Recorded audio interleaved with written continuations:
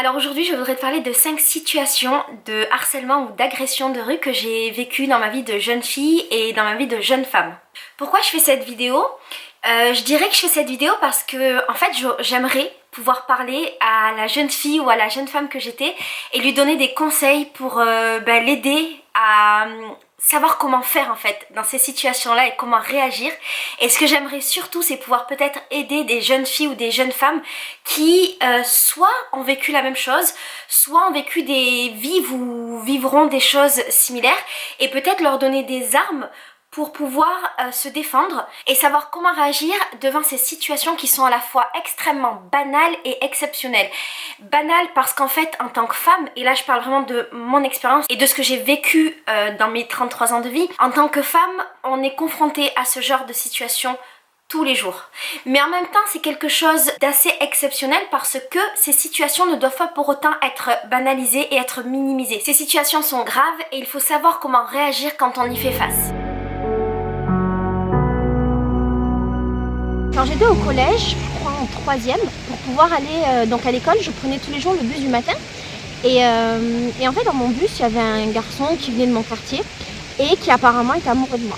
Et en fait, tous les jours, il m'embêtait un petit peu, il me forçait à ce que je m'assoie à côté de lui ou il s'asseyait à côté de moi. Et c'était tous les jours comme ça. Et moi, j'en tenais pas vraiment compte. Et je me disais que c'était pas grave du tout. Et puis, il faisait rien de mal. Donc je le voyais pas comme du harcèlement ou comme une agression quelconque. Comme il voulait sortir avec moi, il devenait de plus en plus insistant au fur et à mesure que l'année elle avançait et limite à essayer de m'embrasser, à essayer de me voler des bisous, machin. Et c'était pas trop grave encore parce que je me disais c'est ce que font les garçons, j'avais quelque chose comme 14 ans ou 13 ans et puis voilà, c'était pas méchant. Et ce qui s'est passé c'est qu'en fait à un moment il est devenu de plus en plus insistant.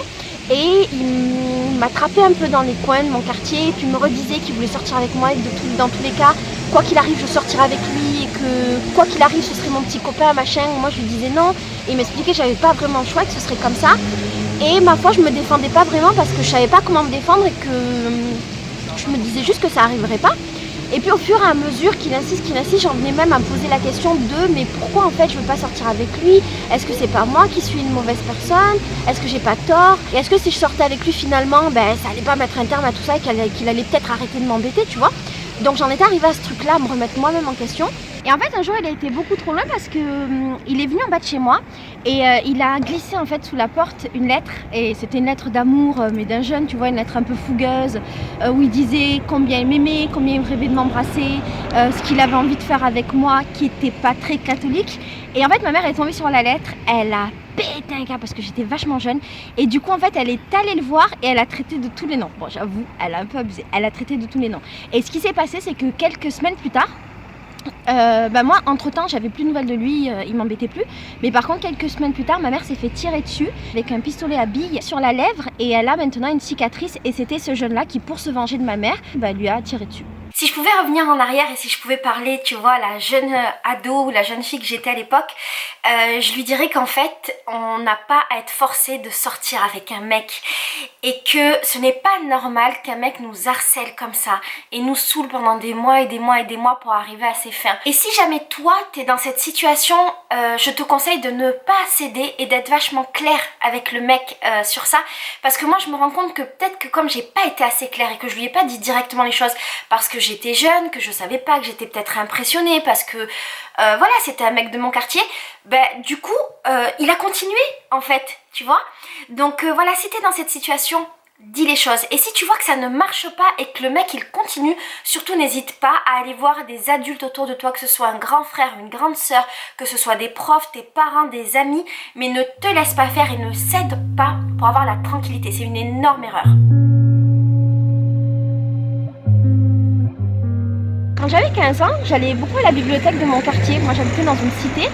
Et en fait un jour ce qui s'est passé c'est que j'étais aux toilettes de ma bibliothèque et il y a un mec qui est rentré dans les toilettes et qui m'a un petit peu coincé de force dans les toilettes, tu vois, qui a coincé la porte. Et c'était un mec qui était vachement plus âgé que moi, c'était un adulte. Ce qu'il a fait, c'est qu'il m'a embrassé de force. Il m'a embrassé dans les toilettes et moi à l'époque j'avais eu qu'un seul petit copain et je connaissais pas vraiment les relations de femmes, c'était compliqué pour moi et puis je viens d'une famille où c'était assez tabou d'en parler. Moi j'ai cru que parce qu'il m'embrassait de force, j'étais obligée de devenir sa petite copine et que j'avais pas le choix.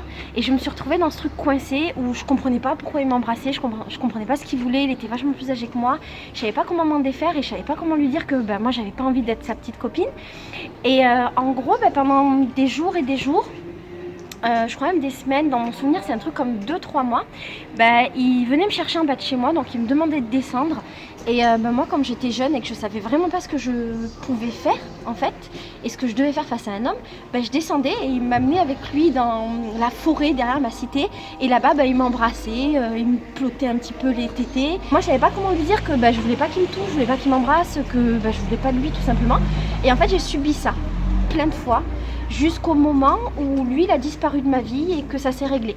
Mais à ce moment-là, j'en ai parlé à personne, aucun adulte, aucun parent. Je savais pas à qui en parler, je savais pas comment le dire. Et du coup, je me sentais vachement fautive et honteuse d'être dans ce genre de situation et surtout d'être avec un mec de ma cité. Et ça a joué dans le fait que je ne pouvais en parler à personne. Je ne savais pas comment le dire et je n'assumais absolument pas de vivre ce genre de choses. Si je pouvais revenir en arrière, ce que je dirais à la jeune fille que j'étais, c'est que cette situation est très grave. En fait, ce n'est pas normal qu'on t'oblige à t'embrasser, ce n'est pas normal qu'on t'oblige à vivre ce genre de situation, d'autant que ça dure, mais même si ça dure pas, voilà, ce n'est pas normal. Et surtout, ce que je lui dirais, c'est qu'il ne faut pas avoir honte d'en parler. Moi, je me rends compte que j'avais, tu vois, ce truc de ne pas le faire parce que je me sentais coupable, déjà de ne pas avoir su me défendre, tu vois, et je me sentais coupable que ce soit un mec de mon quartier, et je sais pas, tu sais, quand t'habites dans une cité, il y a cette espèce de truc où il y a des choses qui sont tabous. Et donc, ce que je ferais, voilà, si je pouvais revenir en arrière, déjà, j'accepterais pas qu'il m'embrasse de force. Je le dénoncerais de suite, d'autant que c'était un adulte, c'était un mec qui était beaucoup plus vieux que moi. Je le dénoncerais de suite, et puis chaque fois qu'il venait me chercher, je le dénoncerais, je descendrais pas, quoi. Mais voilà, à cette époque, j'avais pas cette conscience-là, et je me sentais obligée, et je dirais à la jeune fille que j'étais, tu n'es pas obligée, tu n'es obligée de rien. Et il ne faut laisser aucun homme porter atteinte à son intimité. Moi, il n'y a rien eu de très grave. Et encore, quand je dis très grave, j'ai quand même du mal avec ces mots. Il n'y a rien eu de très grave dans le sens où au final il m'a embrassée plusieurs fois et il m'a touché la poitrine. Quand j'étais jeune, en fait, je me disais c'est pas grave parce que voilà, c'était pas un viol, et dans ma tête le viol c'était le truc le plus grave. Mais en fait, maintenant que je suis grande, j'ai conscience du fait que chaque acte est grave. Un homme n'a pas le droit de toucher une fille sans son consentement. Voilà. Donc si toi tu es dans cette situation, si jamais tu as la sensation que tu n'as pas envie de quelque chose et que tu te sens forcé parce que tu as un homme en face de toi qui est plus grand, qui est plus âgé, que tu es dans une situation où tu es en position un petit peu de dominer, surtout parle-en autour de toi. Tu ne dois pas te laisser faire et tu ne dois pas laisser perdurer une situation comme ça qui est malsaine. Parle-en à ta famille, à tes amis, à des profs, parle-en à tes potes, mais n'accepte jamais ce type de situation. Quand j'avais 15 ans, j'étais en seconde dans ce lycée et en fait, il y avait un mec qui était vachement plus vieux que moi parce que c'était un adulte et très souvent, à la sortie du lycée, il m'attendait, il guettait ma sortie. Et ce qu'il faisait en fait, c'est qu'il me suivait, et il me suivait partout. Et moi à cette époque, je m'étais habituée en fait à le voir. Et je l'appelais à l'époque mon violeur, ce qui n'a aucun sens parce qu'il m'a jamais violée. Mais je pense qu'inconsciemment j'avais cette peur qu'un jour il se passe quelque chose. Et pour autant, je prévenais personne et j'en parlais pas. Je prenais le truc de manière vachement légère. Et j'avais l'habitude de le retrouver, de le voir, de pas calculer et puis de voir qu'il me suive partout. Jusqu'au jour où il a essayé de m'embrasser de force dans la rue. Alors tu vois, ici maintenant c'est un lieu qui est vachement éclairé, qui craint plus tellement. Mais en fait avant, ici, c'était un lieu qui était complètement isolé, il n'y avait pas de lumière, il n'y avait personne qui passait. J'étais toute seule, j'étais dans la rue, j'avais 15 ans, j'avais vachement peur. Mais j'ai réussi à me débattre et j'ai réussi à m'échapper. À partir de ce jour où il a essayé de m'embrasser de force, en fait, j'ai compris qu'il y avait une menace et il a commencé à me faire vachement peur. Et après, il continuait à toujours venir m'attendre devant le lycée. Et moi, j'en parlais jamais parce que c'était pas quelque chose de sérieux, ça me semblait pas quelque chose de grave en fait. J'étais jeune et j'en rigolais, mais en même temps, j'avais un petit peu peur. Et un jour, en fait, la chance ou la malchance que j'ai eue, c'est qu'il a été vachement trop loin et qu'il m'a suivi jusqu'à chez moi. Et il croyait que j'étais seule à la maison, il a toqué à la porte et heureusement en fait il y avait ma mère qui était à la maison et ma mère lui a ouvert Je lui avais expliqué le truc, je lui avais expliqué que j'avais peur et je lui avais expliqué qu'il m'avait suivi parce que je l'avais vu. Et là, ma mère l'a insulté de tous les noms, l'a menacé d'aller porter plainte, d'aller voir la police. Et je pense qu'en fait, il a compris que j'étais pas toute seule et il ne m'a plus jamais embêtée. Si je pouvais revenir en arrière et parler à la lycéenne que j'étais, je lui dirais surtout qu'il ne faut pas minimiser. En fait, je me rends compte avec le recul que c'est très grave ce qui s'est passé. Parce qu'en fait, sur plusieurs semaines, plusieurs mois, il y a un homme, un adulte qui m'a suivi. Et à l'époque, c'était tellement pas grave pour moi que j'ai laissé faire jusqu'au jour où dans une rue il a essayé de m'embrasser de force. Il ne faut pas minimiser ça parce que la situation aurait pu être très grave. Il aurait pu me violer, il aurait pu m'agresser sexuellement, il aurait pu aller plus loin et j'étais seule dans une rue avec lui et je lui avais laissé une sorte de champ d'action parce que je m'étais jamais rebellée.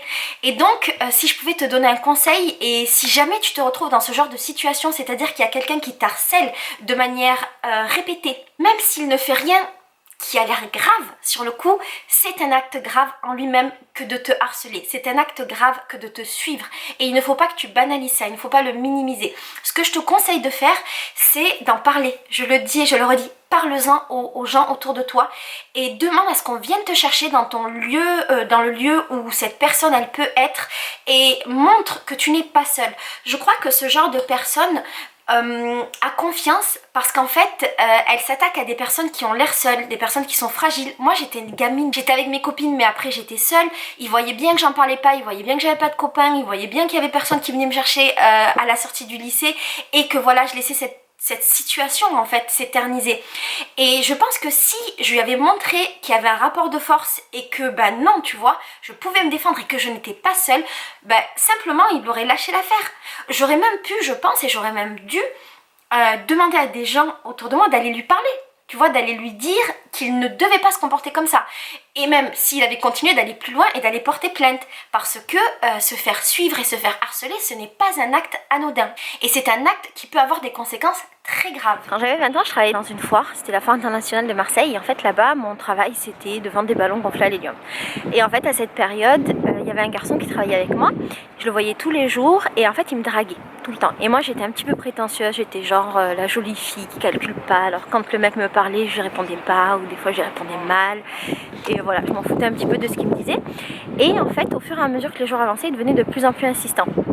Et ce qui s'est passé, c'est qu'en fait, un jour, donc, il m'a dragué, donc il a dû me dire une petite phrase, je me souviens plus trop quoi, je l'ai envoyé chier, et il est venu vers moi pour me frapper. En fait, il m'a insulté, il est venu vers moi super violemment pour me frapper, c'était au milieu de tout le monde dans la foire. Et la chance que j'ai eue, c'est qu'il y avait un collègue à moi qui passait par là, qui a vu la scène en fait, et qui s'est interpellé. Ils ont commencé à se battre, et le mec a sorti un couteau et a essayé de le planter. Et en fait, mon pote a réussi à se pousser, le couteau s'est planté contre une voiture, et s'est plié en deux, pour dire la force qu'avait mis le mec. Et en fait ça m'a beaucoup traumatisée parce que je me suis rendu compte à quel point c'était hyper facile d'être agressé, c'était hyper facile d'être à quel point on était vulnérable et je me suis beaucoup remis en question parce que je me suis souvent demandé mais est-ce que c'est de ma faute, tu vois, est-ce que c'est parce que je lui parlais mal, est-ce que c'est parce que je l'ai pas calculé, est-ce que c'est parce qu'il m'a dragué que je m'en foutais. Et en fait ce mec c'est pas un mec qui m'avait branché une seule fois dans la rue, tu vois. Mais non, c'était un mec qui tous les jours insistait, chaque jour, et ça a duré peut-être une semaine et demie, 2 semaines. Tous les jours il y avait quelque chose, et comme je répondais pas, un jour il est passé à l'acte et il a essayé de me frapper. Encore une fois, si je pouvais parler à la jeune fille que j'étais à l'époque, je lui dirais surtout de ne pas culpabiliser. Tu vois, moi comme je t'ai dit, j'étais la fille un peu prétentieuse qui répondait pas forcément aux garçons, enfin tu vois, j'avais l'habitude de me faire draguer, et puis j'avais l'habitude d'avoir cet air hautain, tu vois, de m'en foutre. Et quand il s'est passé ça, en fait, je me suis vachement remise en question. Je me suis demandé mais est-ce que c'est pas à cause de moi, tu vois, est-ce que je l'ai pas poussé à bout, est-ce que j'aurais pas dû être plus sympa, est-ce que j'aurais pas dû lui parler, est-ce que j'aurais pas dû m'habiller moins sexy, tu vois, j'étais une jeune fille de 20 ans quoi, je m'habillais avec des petits shorts, des petits débardeurs et puis voilà. Et en fait c'est une erreur parce que ce n'est pas de notre faute en fait quand on se fait agresser, et ce n'est pas de notre faute quand un mec réagit mal à la manière dont on lui dit en fait qu'on n'est pas intéressé. Alors effectivement je crois quand même qu'il faut être respectueux, et peut-être que moi j'ai manqué de respect envers ce mec là. c'est sûr. Mais la violence qu'il y a eu en face n'était pas du tout proportionnelle par rapport à ma réaction. Et rien ne justifie la violence qu'un homme peut avoir vis-à-vis de toi. Je remercie le ciel qui a eu mon pote, tu vois, qui est passé à ce moment-là et qui s'est mis entre nous et qui s'est battu avec ce mec. Et d'autant plus qu'après, quand moi j'ai déposé plainte et que j'étais au commissariat, ce mec-là était recherché pour des violences sur des femmes. C'est pas un mec qui faisait ça... qui a fait ça parce que moi je m'étais mal comportée. Finalement c'était un mec qui avait l'habitude de faire ça et qui était recherché pour ça, et ça change vachement la donne et ça déculpabilise beaucoup. Sauf que ça moi je l'ai compris beaucoup plus tard, après m'en être vachement voulu, tu vois, d'avoir provoqué, c'est ce que je pensais mais c'est pas la réalité, tu vois, d'avoir provoqué cette violence chez un homme. Il m'est arrivé un truc bizarre il y a quelques mois, c'était à Paris, et en fait je prenais le RER pour aller à Trappes. Et en attendant le RER, j'ai rencontré un garçon avec lequel j'ai commencé à discuter. Il avait l'air vachement sympa, il avait mon âge. Et en fait, on a pris le RER ensemble. Et ce qui se passe, c'est qu'on discutait tous les deux. Et il y a eu un moment où on discutait, il me regardait dans les yeux. Et ce qui s'est passé, c'est qu'il a commencé à mettre sa main sur ma cuisse et à remonter sur ma cuisse. Et tu vois, moi j'aurais toujours pensé que dans une situation comme ça, je me défendrais, je gueulerais, tu vois, limite je frapperais le garçon. Et tu vois, j'ai pas été capable de me défendre. Il y a eu un truc bizarre, comme une espèce de choc entre... Comme si mon cerveau, en fait, il comprenait pas ce qui se passait. J'avais le mec qui avait sa main sur ma cuisse, comme ça, qui remontait, qui me touchait. Et puis, il me regardait dans les yeux, il me parlait, il continuait comme si de rien n'était. Et j'ai été incapable de me défendre. J'étais comme paralysée, incapable de me dire quoi que ce soit. Et la seule chose que j'ai faite, c'est de me déplacer. Je me suis levée comme si de rien n'était, hyper gênée, mais pas dans la défensive de quoi que ce soit. Je me suis mise à côté et le garçon, en fait, ce qu'il a fait, c'est qu'il s'est déplacé, qu'il a continué à me parler et qu'il a continué à mettre sa main sur ma cuisse, comme ça, et à remonter. Et c'était ultra violent pour moi, mais j'ai été complètement incapable de lui dire quoi que ce soit ou de lui enlever sa main, tout simplement. Tu vois, cette expérience, elle est vachement récente. Je peux même pas dire que je peux parler à la jeune fille que j'étais ou la jeune femme que j'étais parce que c'est quelque chose qui date d'il y a 6 mois. Et quand il s'est passé ça, j'ai été super surprise de moi-même en fait et de ma réaction, parce qu'en fait, je pensais qu'à 32 ans, j'étais capable de gérer ce genre de choses. Et je me suis rendu compte qu'en fait, non. Et en réfléchissant, je me suis même posé des questions que j'aurais jamais dû me poser, tu vois, qui sont par exemple, est-ce que c'est de ma faute? Est-ce que c'est parce que je suis super sociable, que je discute avec tout le monde? Tu vois, moi je suis capable de devenir pote avec n'importe quel mec ou fille qui est dans mon entourage, et il n'y a pas d'arrière-pensée, et je rentre pas dans une relation de drague ou de séduction avec la personne. Mais je me suis remise en question, je me suis même demandé, est-ce que c'est parce que je portais un short, parce que ce jour-là j'avais mon petit short d'été? Est-ce que c'est la manière de me tenir? Est-ce que j'ai pas été tactile ou trop chaleureuse? Et en fait, je pense que j'ai tort. J'en ai beaucoup discuté avec mes potes et je me suis pas mal renseignée depuis sur la question et je pense que j'ai tort. Et si je peux te donner un conseil, du coup, voilà, un conseil du présent, n'essaye pas de trouver ce que toi tu as mal fait quand tu es agressé ou quand tu es harcelé. Il n'y a rien que tu aies mal fait. La personne qui a mal fait, c'est la personne qui t'agresse et c'est la personne qui a en face de toi.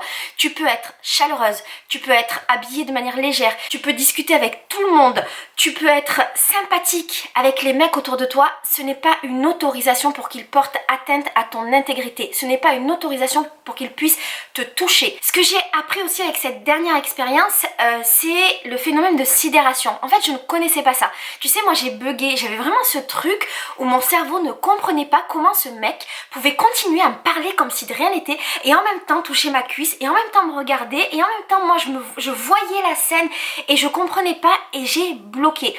Et du coup en fait quand j'en ai parlé à mes amis, on m'a parlé donc de ce phénomène de sidération et on m'a expliqué que c'était une sorte de bug qui faisait qu'il y avait même certaines filles qui allaient jusqu'à se faire violer et qui n'étaient pas capables de se défendre. Je trouve ça super grave. Déjà de n'avoir jamais entendu parler de ça dans ma vie à mon âge et grave de se retrouver dans ces situations où tu n'es pas capable de te défendre, tu es complètement déconnecté. Du coup, ce que j'ai prévu en fait pour pouvoir approfondir la question, parce que ça me semble vraiment important d'en discuter, j'ai prévu de te faire une vidéo avec un ami à moi qui est spécialiste du cerveau, donc c'est Fabien Olicard, et en fait on va essayer de comprendre et de décrypter ce phénomène de sidération et qu'est-ce qui se passe, qu'est-ce qui s'est passé dans ma tête de fille qui vit quelque chose de grave pour que je ne sois pas capable de réagir. Et cette vidéo sera en ligne dans les jours qui viennent sur ma chaîne. Et un truc aussi qui m'a perturbée dans cette histoire, c'est que une fois que le mec il a enlevé ses mains de ma cuisse, je n'ai toujours pas été capable de me défendre et j'ai tellement culpabilisée. Pourtant c'est pas grand chose, tu vois. Même si c'est quand même grave, mais c'est pas aussi grave que ça aurait pu l'être, tu vois. Mais j'ai pas été capable après de lui dire que je ne voulais plus parler avec lui, de me lever, d'aller ailleurs. C'est comme si le fait qu'il était vachement sympa, qu'il ait créé cette connexion entre nous où on discutait en plus de trucs hyper intéressants, parce que c'était pas un mec con quoi, c'était un mec intéressant. Le fait qu'il y ait eu ça, après j'ai tout bonnement continué à discuter avec lui comme si de rien n'était. Et dans ma tête je me disais mais Laetitia t'es conne, mon dieu, arrête, qu'est-ce que tu fais? Et j'arrivais pas, tu vois. Mais par contre j'ai eu le bon réflexe, et heureusement, d'avoir pris mon téléphone, et pendant en fait qu'il me parlait, j'ai envoyé un texto aux personnes que je rejoignais à Trappes et je leur ai dit s'il vous plaît venez me chercher à la gare, parce que je me suis dit on ne sait jamais, peut-être qu'au moment où je vais descendre du train, il va descendre avec moi et il peut se passer quelque chose de grave. Donc voilà, ça a été, je crois, la meilleure chose que j'ai faite à ce moment-là, la seule réponse que j'ai réussi à apporter à mon problème.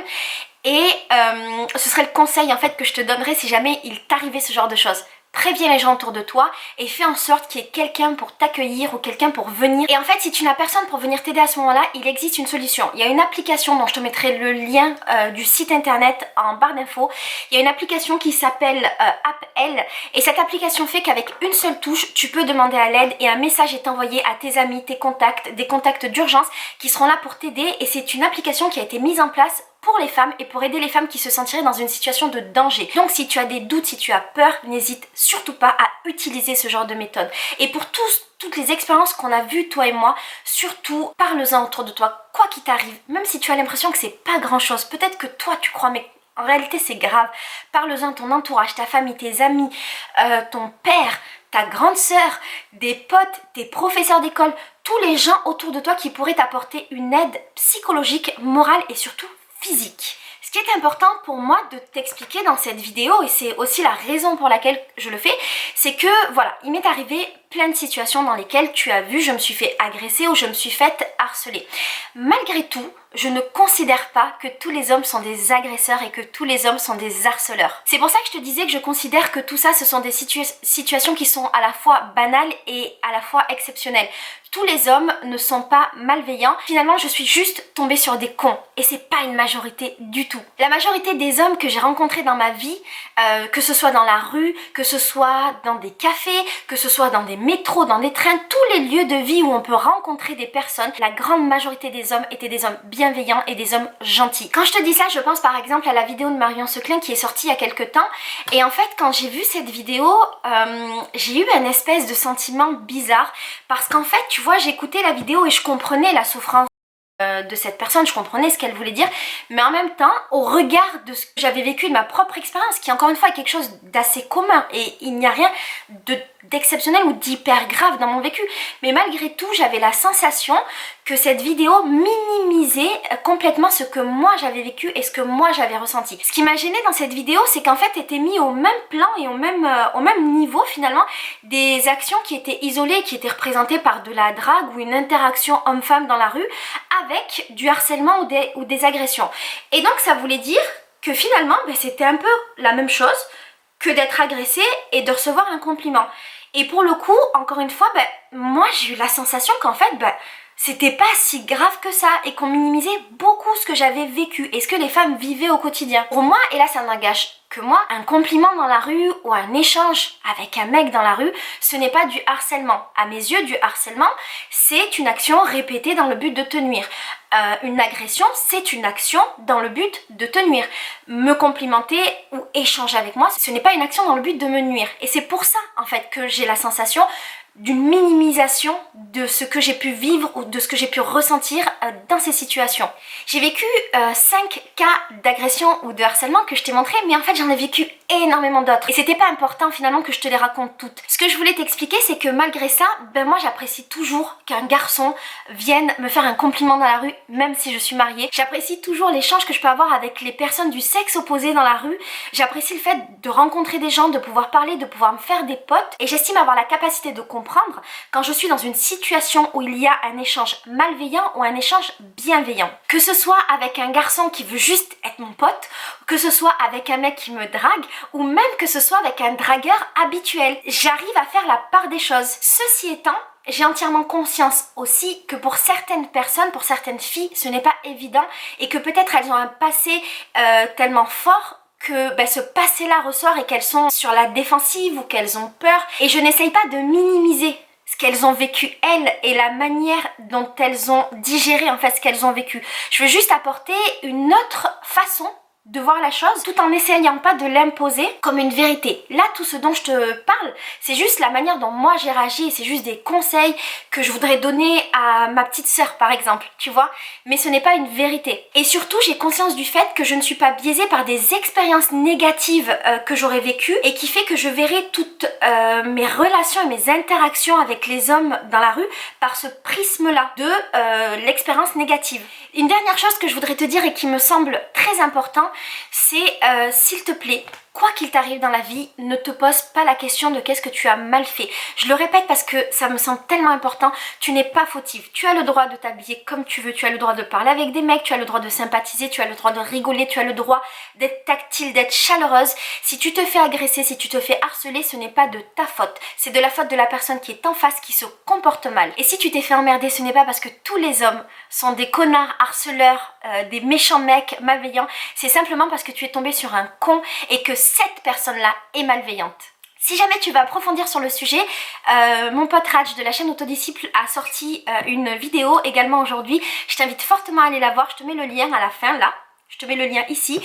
Et si tu veux qu'on en parle en commentaire, je suis hyper preneuse. N'hésite pas à me partager avec moi tes expériences et à me dire comment toi tu as réagi et comment tu réagis maintenant avec le recul et éventuellement quels conseils tu te donnerais ou tu donnerais aux jeunes filles qui vivraient la même chose.